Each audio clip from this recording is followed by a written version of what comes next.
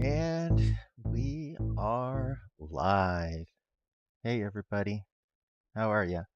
How's the sound working? This is the first time I've done a live stream using YouTube, so obviously there was a few little delays there getting the stream up. But if it's sounding good to you and the picture looks good, could you throw me a thumbs up to tell me everything's going good? Sweet. And fire away with your questions. Nobody asked any questions in the community channel, so it's all yours. Take it away.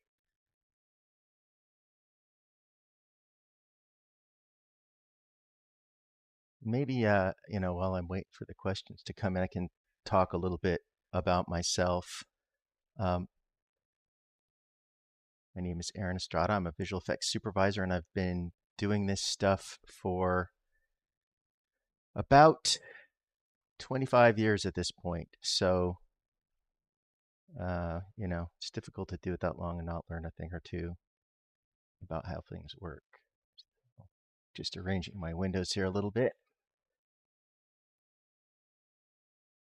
Now, my specialty, I started my career as a CG generalist, and then about midway through my career, I specialized in lighting, rendering, and compositing because when I was a generalist, I always liked compositing, and I could never put down compositing as as sort of like one of the things I like to do. I like to have ownership of the shots through the whole life cycle. So um, when I started to specialize, I decided I would never exclude compositing from one of the things that I did under that specialty. So when I shifted to lighting, I would also do all my own composites. So that's how, and then I, worked my way through the ranks until I finally became a visual effects supervisor. Okay, so Mark Law's question is, how does one get into a visual effects team with no initial experience? That's a really good question. And that's actually part of the reason I started this mode of my training because I'd been teaching on and off at trade schools and then also at the University of New Mexico in Albuquerque here. And the thing I noticed with a lot of my recent college grads or early career folks was that they really struggled in that transition period between being trained in some kind of program to getting their first breaks in the industry. And I'm not going to sugarcoat it. That is without question the most difficult period of your career is proving to the industry that you're a reliable operator. Because no matter what hard skills you have that you've learned in your program that you're in, you still need to have some kind of demo reel that will demonstrate competence. And there's kind of a bit of a catch-22 there, isn't there, of building a professional looking demo reel when you still don't, when you haven't actually had access to professional quality stuff. And you need to have a team to build really world-class work because as an individual artist, it's extremely difficult to generate work of that caliber. So my goal with this whole thing was to help uh, early career stage people connect sort of as a community to maybe collaborate on some stuff to make more ambitious projects. And then also, I would like to provide more professional level like plates because I work with a lot of professionals. A lot of them are my friends, and I do have some favors I can call in from time to time so that we could put together some pretty sweet looking plates and projects. I can do some of the CG part and, something approximating professional work.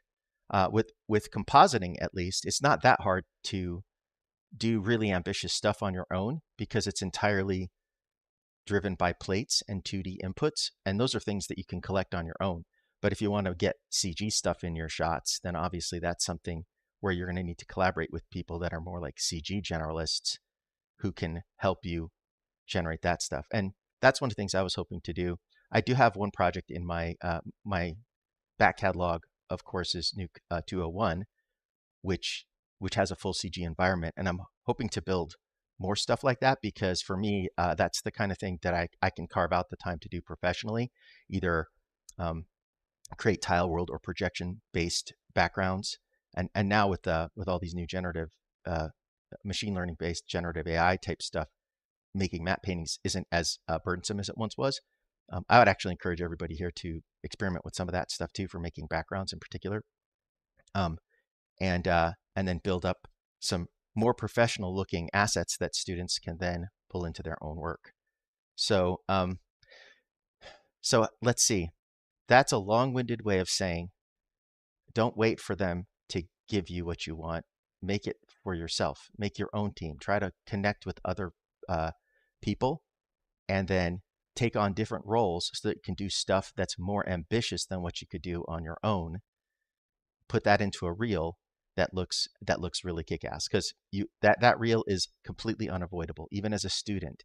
Uh, it's one of the things I tell, especially my sort of like later program students as they start to get into their sort of their junior year. If they're not really working on any kind of demo reel, and I'm like, what's going on? Like, where's your demo reel? Because that's what you're here for, right? Is to learn and to get a job ultimately. And if you have nothing to show for the years that you were doing this training, then you're just going to graduate and you're not going to be able to land a job. So start thinking about that demo reel as early as possible, and start working on shots that are as ambitious as possible for that demo reel. And I can tell, how can I say that it works? Because I've hired people based on student demo reels. And I've also coached students to create demo reels that have gotten them jobs, like pretty much straight out of school, even if they were more junior level jobs. So don't mess around when it comes to getting that demo reel done. Hi, hello from Poland. Hi, Luke. Um, what do you think about the new action effects? Oh, I'm extremely excited about the action VFX plates. In fact, I'm going to use them at some point to do some demos, because like they save me a lot of time. That was my goal. If you've looked at the dates on some of my videos, you might have figured out it's been a while since I made some new videos. And part of the reason I'm doing these uh, live streams and trying to do this as more of an interactive process is to get myself motivated again to continue making new tutorials. And one of the things I always wanted to do was create plates like the ones Action VFX created. And that was my goal like 7 years ago, and I haven't gotten around to it. So I'm so happy that somebody finally did it. My only maybe gripe would be that they don't seem to have produced the background elements for any of those. So maybe as part of the process of doing these demos, I'll create some backgrounds that could go with some of those foregrounds. Uh, any other questions?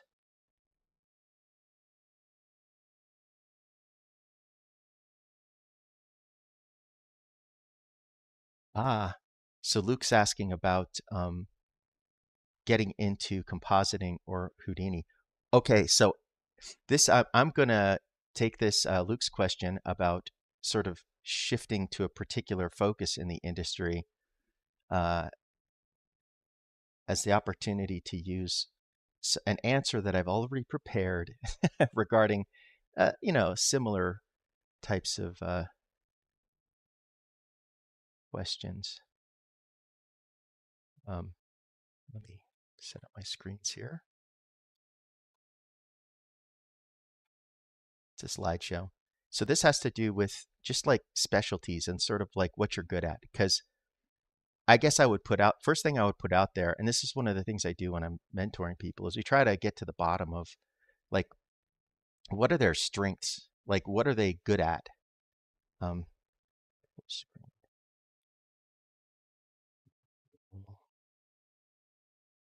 Shift over to that screen. How's that look? So uh, now you seem to have a good handle on animation roles, but I'm going to start at the beginning just in case there's folks here that aren't familiar with the various possible roles in the industry, and then I will answer your question, Luke. So first of all, a lot of new students don't really have a solid grasp on like what are all of the available roles in the industry. Let's look at some of those. And first of all, I would say it's good to, before you choose a role for yourself, it's good to think about some stuff. First of all, it is good to specialize. In spite of especially students thinking they have to be good at everything and they have to essentially like master like practically every single possible role as a generalist. That's honestly these days that's not realistic. There are so many there's so many things to learn in each specialty. You'll never really be, you know, that whole phrase, jack of all trades and master of none. I used to really hate that phrase when I was a generalist because I tended to consider myself pretty good at a lot of things until I became a specialist. And then I realized, wow, you know, I really wasn't as good at some of these things as I thought I was. So it's really good to specialize as soon as possible so that you can start sharpening your tools towards that specific specialty. And I would say in terms of figuring out what the best choice is, part of the reason I asked this question here, what do you enjoy, is because that's really going to have a pretty profound impact on like what you're talented at. Like the whole notion of talent for anybody who's an artist and who's been doing this for years.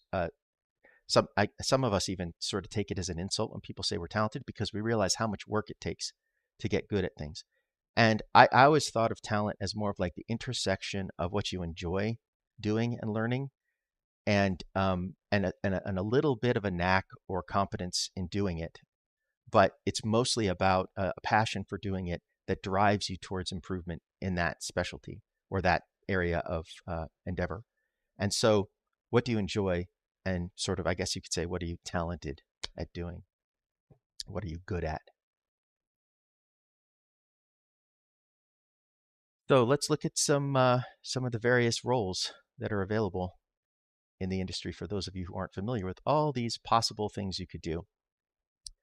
Uh, you could become a developer, which uh, so I kind of broke them into two different things: technical and more artistic, more technical and more artistic, because all of these jobs are in visual effects.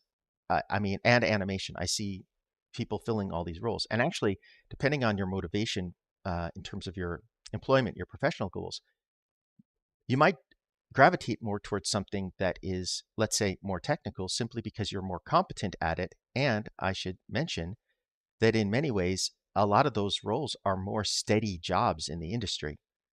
Those are the folks, the people in this more technical column tend to be the folks that run the facility and take care of all of the infrastructure and the IT stuff and the software development.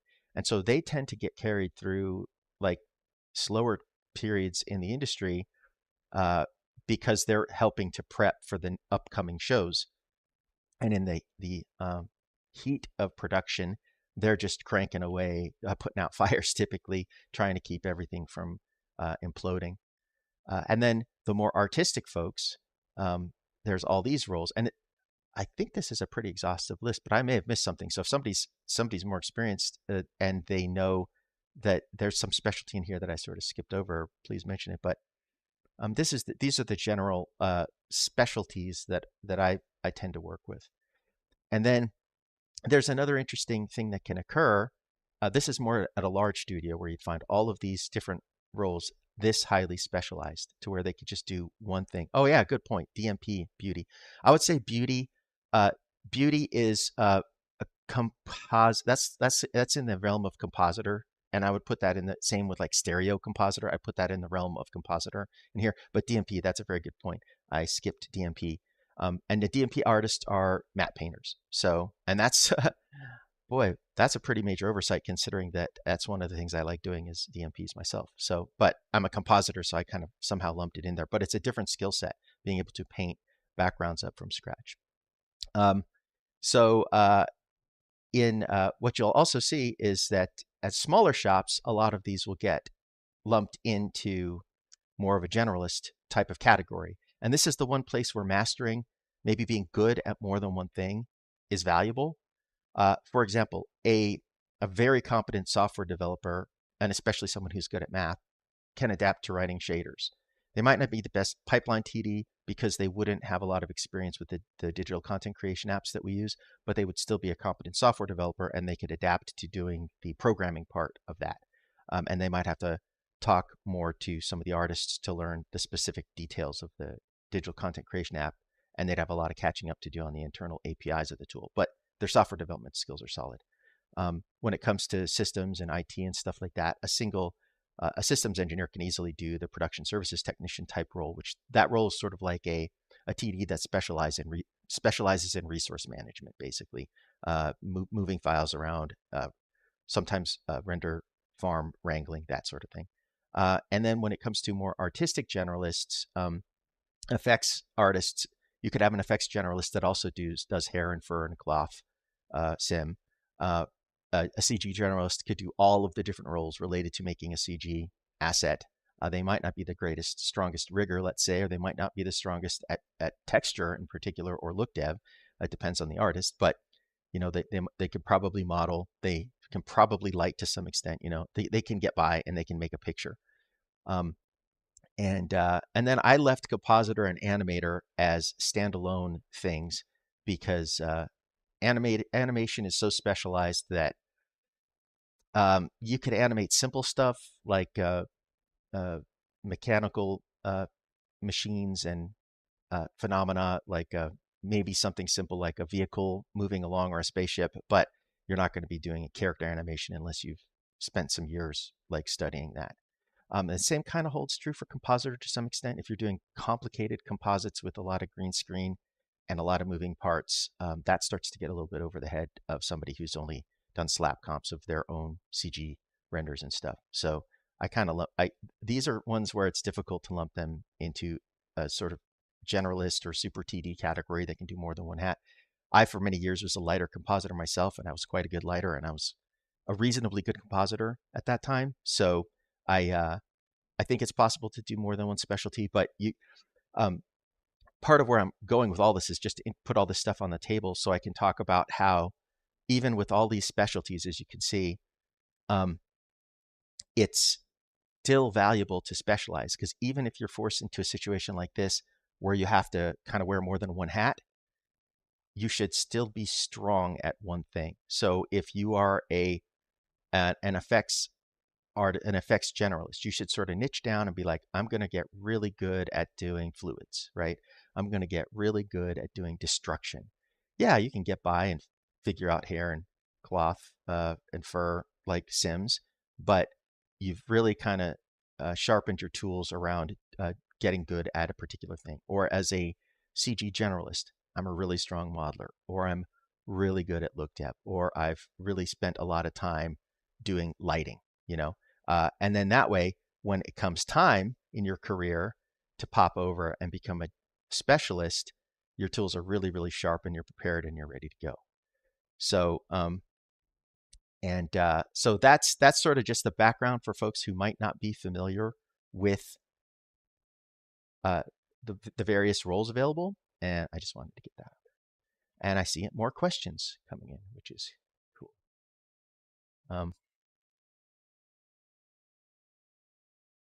Do you do a separate reel for lighting and compositing? I personally didn't. So because they're so closely related, I felt like that they were close enough that I could put them on the same reel, and that would work. And it seemed to work for me for a lot of years. And well, I have a different role now, so I haven't had to apply to a place in quite a few years as just a lighter compositor. But what I would tend to do on my reel, and this is what you'll have to do early on in your career because you may not have enough material on your reel to make multiple reels, is I would put my contribution to each shot, and I'd be very specific in a breakdown. Oftentimes I would provide it as a separate PDF, or sometimes you can even put, I didn't do this, but I've seen this on other people's reels. They'd put like little icons in the corner of the screen during each shot that would indicate their role. And there's sort of like a key. They would put like, a little Nuke icon for comp, or a little Maya icon for 3D or whatever.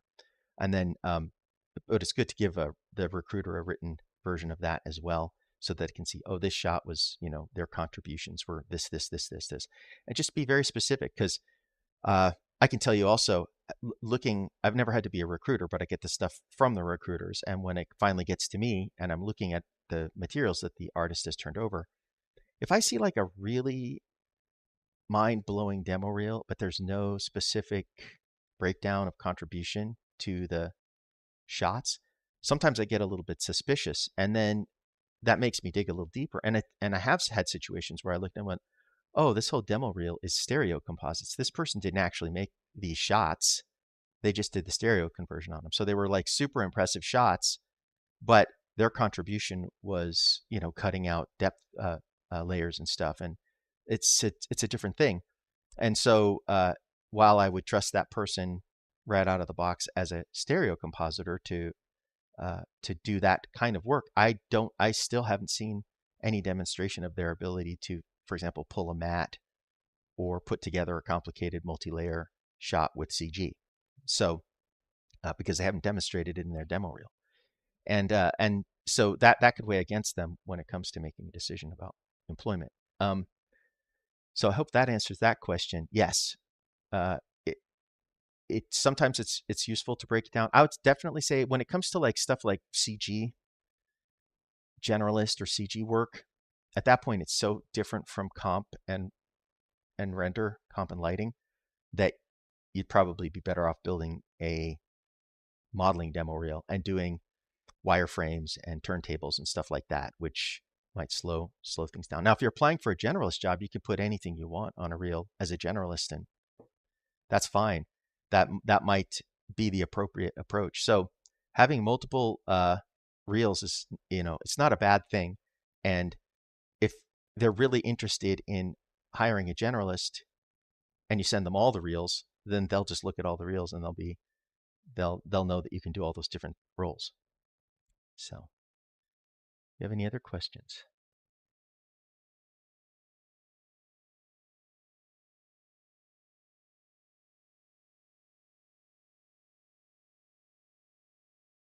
Okay, I might have missed one here.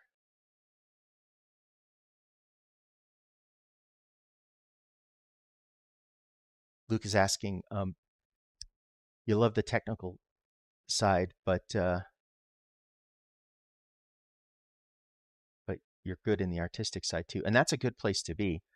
I mean, there's no role in this industry that isn't technical to some extent. I mean, if you know how to script, and it's actually one of the things in the newsletters for those of you who've signed up, I already have a backlog of like kind of technical advocating posts that are advocating for learning how to script and Linux and stuff like that. I hope people find them entertaining.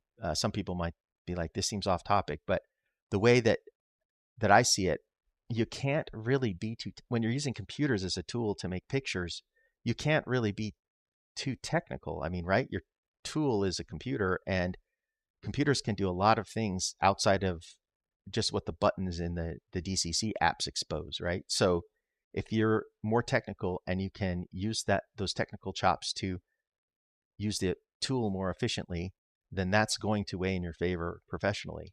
And it's another feather in your cap. It's another thing you can put on your demo in your resume that will help you stand out in the crowd. And again, I'm not going to sugarcoat it. It's a relatively competitive field, right? It's like sometimes you get lucky and it's just like everybody's hiring and you get an easy break, but other times you're up against some competition, and anything that will differentiate you from competition is going to help your resume rise to the top of the stack there, and for you to get the call to go do some work. Any more questions? I'll do a quick poll of the folks that are here. Is there any particular sort of thing? Now, I've specialized in comp, so I'm mostly going to be able to focus on comp stuff. But are there any particular types of uh, comp skills that you would like me to cover in upcoming videos? Because um, I'm I have a list of things I'm planning that are things I'm interested in because of stuff that I've encountered professionally. But I'm sort of interested to know what you folks think would be useful to you in terms of like skills that you're trying to master or hurdles you're trying to overcome right now. in terms of compositing in particular.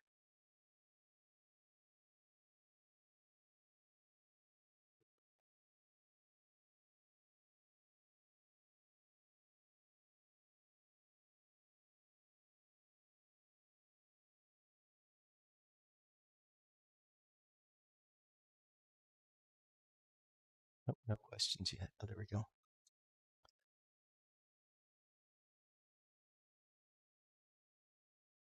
Okay. Yeah, actually, smart vectors was something I had uh, on the list of things to show. Smart vectors, good. Thanks for the suggestion. I will prioritize that because, and also copycat, which is it's a little non-obvious how it can be used in a sort of smart vector kind of way because you can, it's a different way of thinking, and it takes a little while to adjust your brain to to the sort of deep learning ML way of applying stuff because it, just like as smart vectors are sort of like a leap from just traditional tracking, uh, the ML approaches are a leap again from that because it's like the best way I've been able to visualize it internally to create a just a handle, a worldview on it is it's like a super slick, very smart find and replace is probably a good analogy, a reasonable analogy. It's the closest way to how it works, to how you could maybe visualize it as a human being. So it's just doing extremely like pixel by pixel, region by region, find and replace, uh, and so you can get simultaneous tracking and paint all in one go, all in one algorithm. It's incredible. So that's one of the things on the roadmap was showing some copycat workflows because they're just magical. We're entering a new era here. So the sooner you can make friends with these tools, the better. Proper OCIO workflow, Igor says. Yes, that and that, in fact, I'll one up you on that because the video that I have planned isn't just OCIO. It's digital color theory because part of what makes OCIO a little bit like makes your brain hurt is all the seeming moving parts related to digital color and until you can kind of put a pin in that and get a handle on that, the OCIO stuff's always gonna feel a bit slippery, and you won't really be equipped with your own tools to reason your way through when things aren't working with OCIO. So I'm going to be covering things like the stuff that we already if you're already familiar with the way Nuke handles color with like linear light and everything, I'm going to be covering that stuff again, but I'm going to be connecting it to the slightly more elusive or difficult to comprehend concepts like gamut, which is very confusing for a lot of people. And that's where OCIO really starts to, because some of the color spaces we're using nowadays, and it's gotten it's kind of eased in while no one was paying attention, but a lot of these concepts have been around for over a decade, and we just kind of got by with piecemeal or kind of incomplete workflows, but they worked well enough because of the way we do these reverse out workflows in Nuke. But now that extended dynamic range and extended gamut or wide gamut systems are becoming like almost ubiquitous with like, for example, Macintoshes have P3 monitors, television sets have HDR, and a lot of modern uh, all the D-Cinema cameras shoot wide gamut. So we're having to cope with these sort of HDR slash wide gamut concepts all the time, and it's very helpful to sort of understand like the fundamentals rather than just like, okay, if I do all these things by rote in OCIO, it's going to work. Well, that's technician level stuff. You want to get above that, right? Like in terms of your skill set, especially if you want to stand out in the crowd. So that's what I'm going to try to cover in the video, and hopefully by the end of that video, it will be a little bit more clear, less confusing, and yeah, it's tricky. I could tell you just as I've been working on it and thinking about it, it's tricky just figuring out ways of presenting the material and visualizing it. That's the main trick, is visualizing it in a way that makes it intuitive. But yeah, I'll try, and hopefully you'll all come along with me on that ride, and we'll all understand digital color better at the end.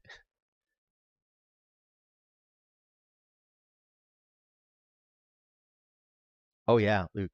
And the gamut stuff is really where things can totally go off the rails. Because I can tell you, like working on series work in particular, it doesn't happen quite so often on feature work, but on series work, you get stuff from a lot of different types of cameras, and they don't always have matching input color spaces. And that's what OCIO and ACES was meant to solve. And it solves it, but only if you use it right. Because I've seen some situations where gamuts get mixed up, and then all of a sudden you get difficult to diagnose artifacts or problems. Artifacts might be too strong of a word, but problems in the output that if you don't know the history of where the source media came from and how it ended up in the pipeline, you end up with these surprises in the color, and just the brute force kind of just smashing it around with grades and stuff isn't doing the trick. And that's why understanding this works helps to fix those kind of situations. So Igor's asking a way to add VFX to log footage. Yeah, and that's exactly what I'm talking about here, because that's OCIO, but then there's also this component of understanding gamut and gamma, like at a more fundamental level, to help reconcile the differences between the camera footage from different camera sources. Because Nuke's color management up until recently, when it started to include, well, recently is the last almost 10 years, but 7 years. But when it started to support OCIO better, um, there wasn't a clean, like a vendor provided way of doing a lot of this. You had to roll it yourself, and that's the facilities I've worked at have done. They've come up with their own solutions internally to linearize stuff in Nuke. Nuke's presumption is that everything that you're working on is linear light, but without um, a bunch of concern up until OCIO came along for dealing with gamut differences. It had tools for it, but it didn't present templates to help you with it outside of like the basics, like Cineon log and sRGB. So as these uh, extended or wide gamut cameras started coming along, you could run into a situation where you're essentially still working in camera native gamut, but linear light, and the gamuts that your working gamuts could get out of sync between the different footages you're bringing in. And this is a place where, even though they're providing a lot more stuff via OCIO now for coping with this, a lot more templates, a lot of the burden of getting it right is on the user. Unfortunately, there's no 100% automatic way of dealing with it, because even if let's say that you could rely on the metadata in the files themselves, which you can't. Let's assume that you could.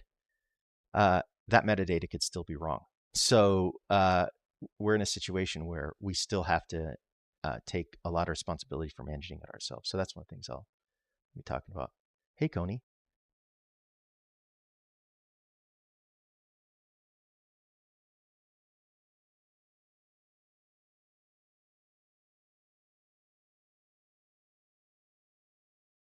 Okay, so Coney, I might be repeating this for some other people. I'm not sure when you join the stream, but you have to put together a demo reel. There's just no way around it, regardless of whether you're coming out of a program or self-taught. And so I would recommend, like Action VFX has these cool plates that they've started to give away. I'm going to be putting together more plates in the coming months and years. I'm just going to keep just trickling them out as I can get them done. Finding footage that you can make cool looking shots out of, and making shots.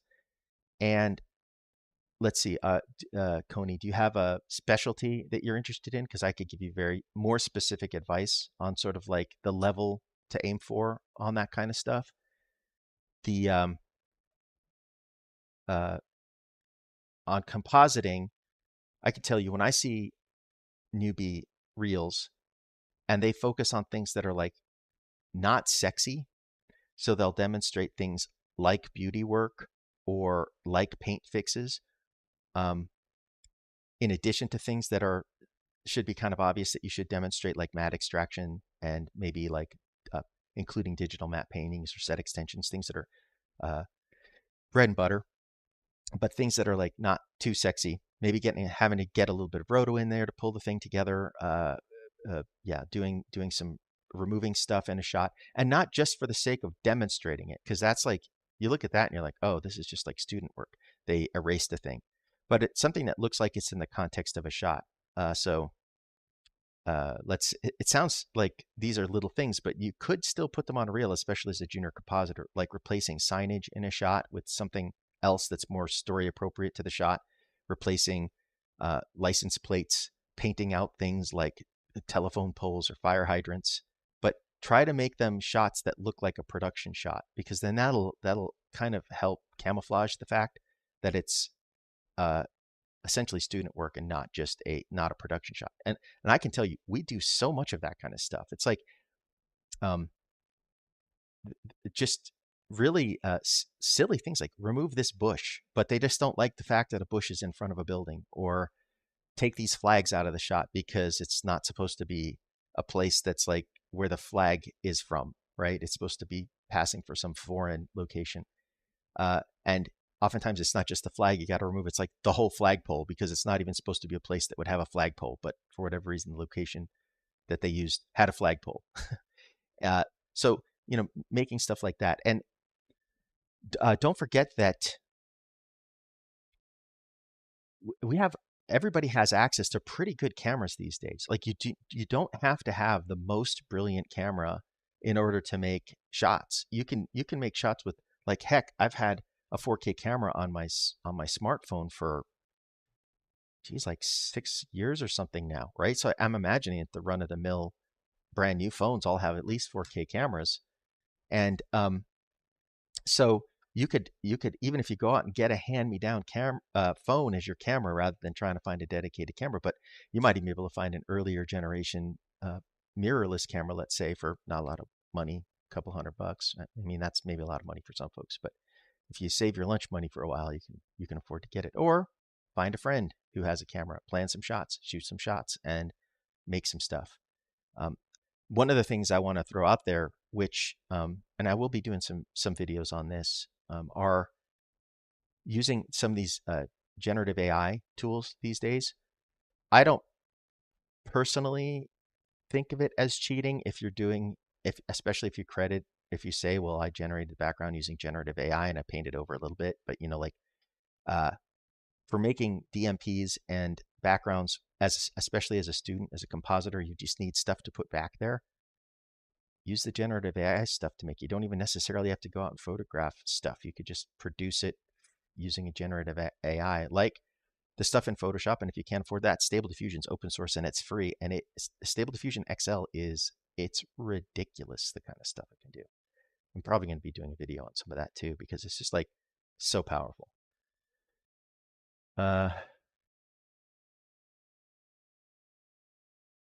So Coney, and just to answer before I move on, you're at the end of your question. No, just knowing the software is not enough. In fact, it's sort of like table stakes. It's like expected that you know what you're doing. So in order to get the job, what you have to do is prove that you know what you're doing with a demo reel.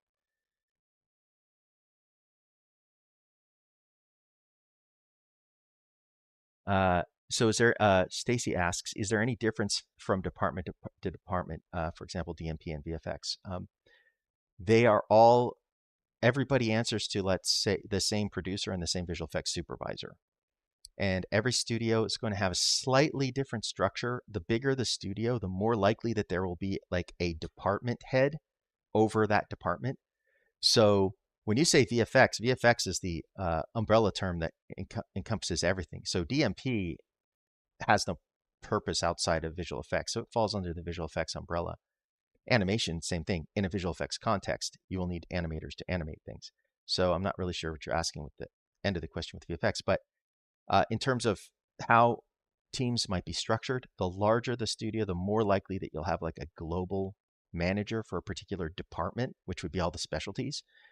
The smaller the studio, the less likely you'd have a dedicated supervisor for that department.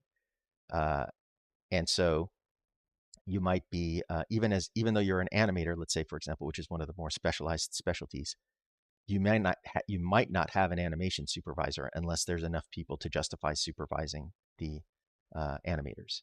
So if you're like the lone character animator, let's say, in a studio, which does happen sometimes in smaller studios, you'll report directly to the CG supervisor or the VFX supervisor. There wouldn't be an intermediate department head. But at a larger studio where there's lots of animators, there would be an animation supervisor. So I hope that helps answer that question. And and you can mix and match too. Like some medium-sized studios might have global managers for some departments and not for others, depending on the size of the department. And maybe to answer the unasked question regarding that, when you go in for a job and you finally get the interviews, like once you've made it past the recruiter, which maybe we can talk about some strategies for that in a bit too. Some of this stuff we've been talking about with demo reels and resumes is to help with that, but you will be interviewing with those department heads. Like everyone through the whole chain of command that you would be working with, it's a very good chance you'll end up interviewing with them. So probably not the producer, but definitely the department head, and possibly like a VFX supervisor or a CG another supervisor above them. So you'll probably interview with like 2 different supervisors, and you'll have some intro, just hello chat with the recruiter themselves. So it seemed like a lot of interviews, but they're just trying to make sure that you know what you're doing. So Igor asks, oh, you're asking about the footage. I still have not I'm still working on a solution for hosting it. Some of it is going to be under the free. I'll give it away like I have with the videos. Some of it I might end up putting behind a paywall. I'm kind of evaluating on a case by case basis because, and I still haven't even figured out a hosting solution. I'm still trying to figure that out. So, but yes, that's the plan. Ultimately, you'll be able to get the footage for the shots. And let's see. Pablo asks, new programs or any other new programs. The only one I've seen that's really getting a lot of steam lately, like in terms of like as an industry standard thing, is Embergen. And then not to mention the various plugins we use. But like in terms of, let's say, for example, Blender replacing Maya, that's not something that's happening right now. Not at all. Now, are there studios that use more Blender than in the past? Yes, definitely. There are studios that use more Blender. And then there's a lot of studios that use Blender sort of like out of pipeline.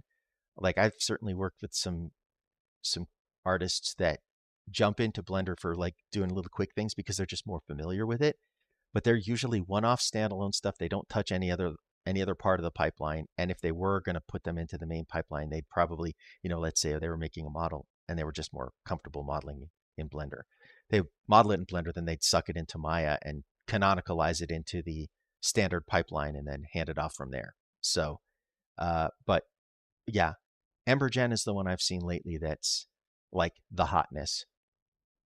Houdini artists, this isn't a new development, but it's always worth reiterating for people who are interested in effects and are more technical.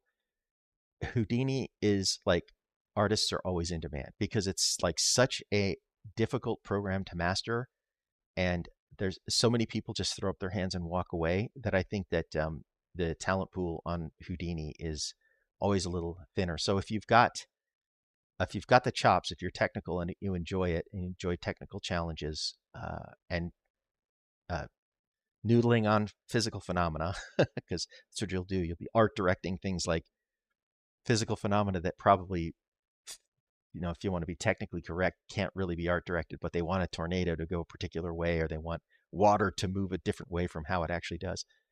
If you enjoy that kind of thing, definitely give Houdini a look. And After Effects, some to answer the question about After Effects, some studios use it, but it's for high-end comp. It's just not the package of choice. Like I would say, anything more complicated than an A over B thing, or like motion graphics where you already have alpha channels or you're using shapes that already are self-matting. It's just not as heavily used for that kind of stuff. So yeah, that might change a little bit with some of these generative AI tools that we have. We might jump out into it and like maybe make some stuff in it and then pull it back in. But I haven't had the situation like that yet. And I can tell you in the high end, by that I mean like I've been doing even most recently more series work and less so feature work than like what I did in the previous 10 years or so. Uh, we're still not using After Effects even for series work. So, it's Nuke. Uh, oh, meant difference in salary, Stacy. Let me clarify that. The rates are pretty much based on your skill level and your specific role, like how senior you are. Um, DMP artists make pretty good money compared to, let's say, your rank and file compositor, but that's because they're even more specialized. So that actually this brings us back to that conversation of specialties, right? Uh, the more specialized you are, the more you can command in terms of your rate because you're better at something. And so that's something worth thinking about as you go into it. For anybody interested, I haven't like published these kind of tables myself, but you do realize it's pretty Googleable, right? Like what industry rates are, and sort of like in different markets. So hopefully, I don't have to like make my own versions of those. But like for anybody who wants to look that stuff up, it is available. And another good benchmark, though I don't know if this is totally representative of the visual effects market, but it does help capture what people in animation get paid. But the Animation Guild puts together a wage salary every few years where or a salary, a wage and salary survey that they do every few years. And uh, it's uh, it's actually people answering what they actually make. And then you can also see their minimums, which they publish someplace, either on that same table that they publish or someplace on their website. So this stuff doesn't have to be a mystery, and you should know that stuff when you're going in to negotiate a job. Like sort of like, first of all, it helps you be realistic about like if you're a junior and you're asking for senior rates, you should be realistic about, okay, if I've got like 1 year of experience and I'm asking for senior rate, you're not going to get it, okay? Unless, because no employer that has the money to spend to pay you as a senior is going to be so unsavvy as to not know the difference between senior and junior rates. So I'm trying to think, could you ever connect with an employer that would do that? I mean, probably not. So um, freelancers tend to make more per hour than staffers, but that's only because they're essentially getting paid the difference between what the additional benefits package would be for someone who's working full time. So that's why it seems like on paper they get paid more. And there's oftentimes the perception that freelance is more hit or miss, and so there's a little bit more of a price premium uh, built in, knowing that you're going to be not working as many days of the year. So with a freelancer. So Luke asks,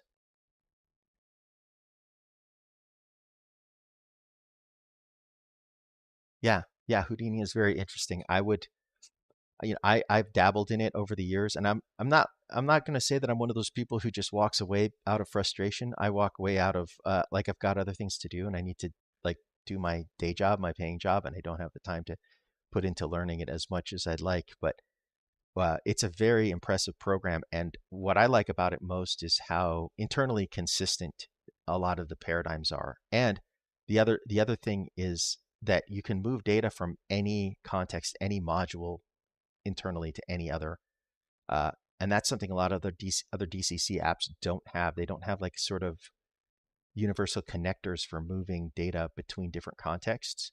So if it's something that they haven't thought about, like in the design of like, oh, I want to move data from points into materials or something like that, then you're kind of left up to like you're just at a dead end unless you wrote your own plugin for it. So Houdini sort of includes connectors like that for moving data around. Um, any other questions? I think we've been going for almost an hour now, so we can think about wrapping it up. And if you haven't uh, signed up for the newsletter yet, please do consider it because I'm going to be sending out like surveys and stuff as well, which so we can continue to have this like back and forth conversation. Sort of, I can shape it a little bit more towards what people are hoping to achieve, and address those in upcoming videos and tutorials earlier than I might have. Because like I said, I've just been putting together a big long list of topics I'd like to cover, but I will prioritize things that would be more useful to people in the short term rather than just purely academic. Um, cool. You guys want to see what I'm working on right now? I'll show you a little bit of my current, basically revamping some stuff that I did for the NK201 tutorials.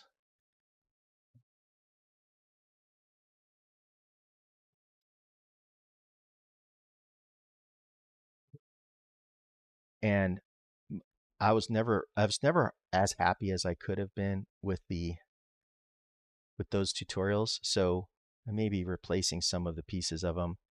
This was a fun one and this is actually one of my former students, and he actually works for me now. So uh, yeah,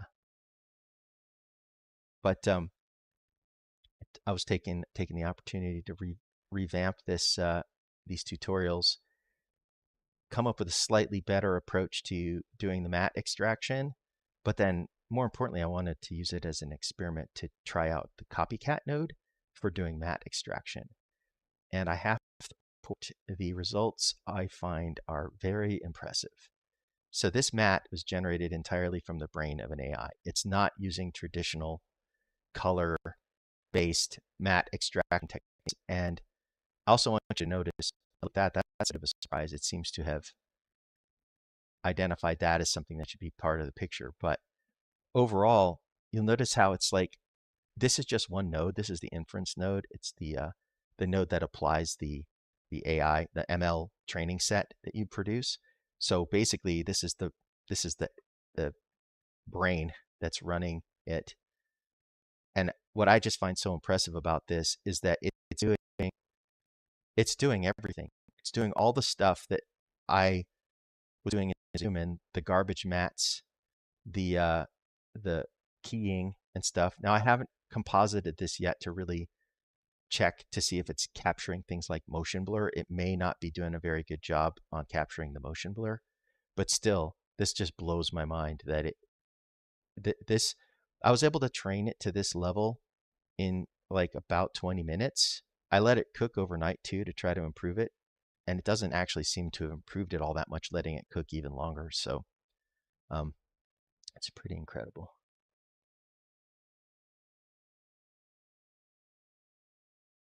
Oh yeah, I'll bet my machine is the volume hiccups are coming from my GPU is completely getting slammed every time I try to render one of these frames because I'm running my voice through the GPU to reject all the fan noise and stuff in the room. So that's probably what's happening with the glitches. I'll keep that in mind for future videos. So thank you for mentioning it because it hadn't occurred to me. This thing basically completely consumes the entire GPU when you're using it. Um, all right, folks. Well, I think I'm going to call it a stream here. And if you've got any like last minute burning questions you want to throw at me before we move on, I'm happy to answer them.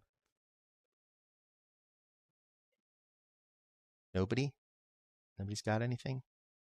Okay, we'll do a countdown and then we'll call it a day. So if we're counting down from 10, get your question out there if you got anything you want to ask. But otherwise, we're going to wrap it up in a few seconds here. Okay, cool. I think we're going to call it a stream. We'll wrap it up. Thanks for making it to the stream, everybody. Oh, okay. One more question. Some advices on what to do Thank you, Hanzo. Uh, let's see. How to start learning. I'm going to throw it back at you, Luke. Like, what have you have? It sounds like you've already done a survey of like what you uh, trying to figure out what you like the most. So, do you feel like you've done a complete survey of all the possible things that you might focus on? Because this is a strategy that I have used with some people that I've mentored, where they essentially do a full survey of most of the roles in the industry. So they'll do some modeling, they'll try to do a little bit of rigging, they'll do some look dev, some texturing, some lighting, they'll dabble in comp. They might try doing a little bit of scripting or something when they're in the process of doing rigging or something. Just like kind of poke at everything and see what you enjoy. Once you've identified something that you enjoy, try doing a little bit more of it. Try doing something really challenging on that to see if you still enjoy it, because it could be something that like, oh, like, it was, you enjoyed it because you didn't hit anything challenging yet, but then challenge yourself doing that specialty. And then once you've identified that as a specialty you really want to improve in and double down on, just give almost single-minded attention to that specialty. Do not be tempted to be distracted by other more generalist kind of things. Like, for example, sometimes I'll watch 3D tutorials just to learn about new features and packages because, well, my role now is a more senior role and I have to understand how all the different technology works and what's available, basically. But I do not have to be a domain expert in actually using it. I just have to understand the capability of it. So, but you as an actual artist, that's not necessarily the case for you. You only have to be an expert in your area of focus. So I would say try to cut out the noise and focus on the one thing that you're trying to do. Now, I'm a big advocate of compositing as not just as as a skill set for a generalist. Let's say a lot of generalists are not as good of compositors as they could be or maybe should be, because at the end of the day, compositing is where the rubber meets the road. If you're trying to make cool looking shots, especially without a lot of resources, compositing is the most powerful, like Swiss Army chainsaw for cutting through a lot of stuff and making a lot of cool stuff. There's so many effects that I've done, effects that even I thought were going to be challenging in 2D that we actually pulled off just using purely 2D approaches, not even having to resort to doing full 3D CG. I'm like, that's probably not going to work. But then as long as there isn't a lot of like rotation along the Z to where things are like pointing at the camera and stuff, then you can, if they're just playing flat to the camera, you can get away oftentimes with just doing a 2D approach. Anytime the camera's panning and tilting only, anything in the background, you can use a 2D approach. So you can mat in a photograph or a DMP or do a paint fix that's just 100% 2D approach. So it's a very powerful tool for making cool shots without a ton of resources and without a ton of lead time as an individual artist. So something just worth thinking about as you're breaking into the industry. And even if you're a CG generalist, I personally think it's cool to show a turntable of a model. What's even more cool is to show a model rendered in a shot that you composited it into. And maybe you walk the camera around the model in the real world and you've lit it and dropped it into a shot. And honestly, as far as compositing goes, that's not, on the compositing end, that's not too complicated. You're still demonstrating more CG skills, but I'm just trying to help people imagine work that's a more ambitious scope, but without breaking, what I like to say, breaking your fingers, like working so hard that you're like doing extra work. No, you're just making a more slick presentation by, instead of doing a turntable, static turntable, or turntable in an HDR or something like that, you're actually doing a turntable by tracking a plate and dropping a thing in a plate. And it doesn't even have to be touching anything or doing anything complicated. It's just sitting in the middle of an open area. But it has a much bigger impact in terms of the impression it will make, especially if you're a noob. they'll be like, wow, this person understands image-based lighting. They understand the basics of comp. They really get the shadow dropped in there to where it looks decent, that kind of stuff. So yeah, so think bigger and niche down as early as possible. I just contradict myself by saying comp your CG stuff, but that should be a pretty simple comp. And even CG artists need to know that level of comp for doing their slap comps for presentation. Okay, in terms of creating green screen pieces, first of all, you can get a green screen on Amazon for under $100. Like those muslin, that cotton muslin. Actually, the ones you want are the cotton is a little more expensive than the synthetic ones, but you'd think, oh, cotton muslin green screen, that seems janky and stupid. Well, no, that's like the best fabric that you could possibly have is the muslin. It's like the most matte. It gets a little wrinkly, but you can get the wrinkles out real easily. And you could probably for like around $100, $80, you could get one with a stand on Amazon. You can also get paper, photography paper that's green that you can make a background on. Or if you've got a wall that someone will allow you to paint green, you can get this, you could just get green paint at the hardware store, matte. And it sounds stupid because all the companies that sell like the chroma key green and blue, they would have you believe that you can't possibly use hardware store paint to make a green screen, but that's like strictly speaking not entirely true. So you could just paint a wall green like that. Now you do need to have enough lights to light your scene, which is a little more tricky exercise doing that wall trick.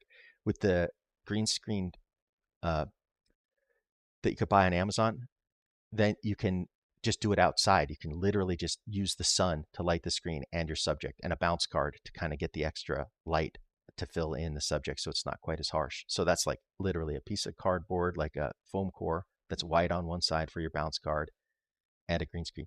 Another thing to think about is the pop-up green screens. They tend to be a little more expensive because they have this frame in them and stuff. But you can get these cool pop-up green screens that are reversible. They're green on one side and blue on the other. And they're not terribly expensive, though they will cost you something. I actually keep one like in my kit, even though technically, like when I'm on set, there's a grip department and everything. But I have one available, and sometimes when I think it might come up, I will actually chuck it in the back of my car in my kit, just in case on the day they don't have quite the right thing on the truck and say, well, I have one in my car. You can just borrow it, for this one insert shot. So it's yeah, so they're not terribly expensive. So look into those pop-ups or those green or blue muslin things just on Amazon. So one thing worth mentioning when you're shooting those plates, green screen and blue screen plates, you can't get away with quite as cheap a camera unless you're very careful. So here's a little trick you can do. However, most consumer video cameras, first of all, they're only 8-bit, which that's not the end of the world. That's not the bad part. The bad part is that they tend to do what's called chroma subsampling. The codec will actually subsample the color portion of the signal. So it splits the video signal into the luminance, that's the brightness, the gray values, and the chrominance, which is the color parts of the signal. They'll take the chrominance and they will decimate it down like quite badly to what's called 420, which is like they're basically dropping out like 4x4 pixel blocks of chroma. Your eye can't see it, which is part of the reason they do it, because it makes the signal more compressible before sending it to the compression codec. But the keying algorithms can see that loss in color detail. But here's a trick. Here's a hack where you can kind of circumvent it. If you have a camera that will shoot 4K, if you take 4K, 420, and scale it down to 2K or HD, so Ultra HD to HD, you've essentially like reclaimed, you've turned all those 4 pixels back into one. So you've reclaimed all of the chroma resolution that was in the signal originally by filtering the pixels back down into 1 pixel. So now you can, and another thing to think about too, if you're using a consumer camera, turn off the sharpening filter, because oftentimes they'll do have like a sharpening filter that they run. So if you have access to that control to turn off sharpening in the camera, turn it off. You're going to be, if you're shooting 4K for 2K, you're going to be scaling it down anyway. So that's a good way of getting a cool, like a decent signal out of a cheap camera these days. And if you only have access to an HD camera, well, the same trick works, but now you're at half HD resolution for your target comp, but it'll still give you something to work on. Okay, I think that's enough interesting nuggets for one day. let's let's call it a day. And I'm going to be doing these live streams more frequently, but chances are they're not just going to be me. I'm going to be doing like interviews. I know tons of people in the industry, plus people who've recently entered the industry. So that's part of the plan moving forward. They're not just going to be like just fireside chats with me. They're actually going to be interviews with other people, and I'm going to try to do them live when I can, so that maybe we could do some Q&A with people who are already in the industry and they can answer questions in real time. Otherwise, they'll just be pre-recorded like vlogs where I interview people myself. But stay tuned for that stuff. Tell a friend and consider signing up for the newsletter, because there's things I'm going to be sending out there, and certainly announcements about like when these things like these interviews will be programmed or scheduled. So cool. Have a great weekend, everybody. Thanks for stopping by. I'm glad I was able to help answer some of these questions, and just keep watching, and hopefully there'll be more things that are useful to you in upcoming episodes. Cool. All right. See you later.